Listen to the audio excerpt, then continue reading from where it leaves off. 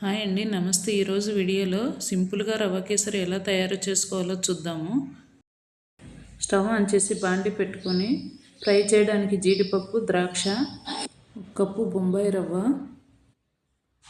2 table స్పూన్ల నెయ్యి వేసి నెయ్యి వేడయ్యాక డ్రై ఫ్రూట్స్ ఫ్రై చేసి పక్కకు తీసి పెట్టుకోవాలి.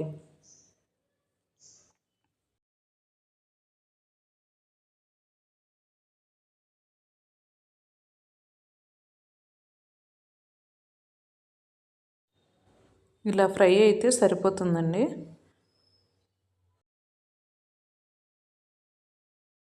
డ్రై ఫ్రూట్స్ పక్కకు తీసాక 2 స్పూన్ల నెయ్యి వేసి రవ్వ వేసి దోరగా ఫ్రై చేసుకోవాలి. ఫ్రై అయ్యాక రవ్వ తీసి పక్కకు పెట్టుకొని 1 కప్పు రవ్వకి 2 కప్పుల నీళ్ళు, 3 కప్పుల పాలు పోసాను.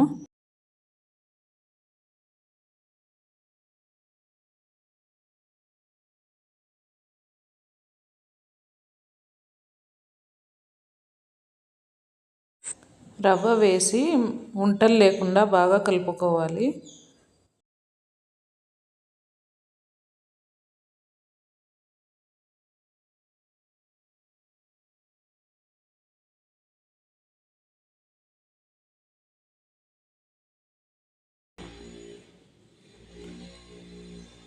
రవ్వ ఉడికాక ఇలా గట్టిపడుతుందండి. ఇందులో 1 కప్పు రవ్వకి 1 కప్పు చక్కెర వేసాను.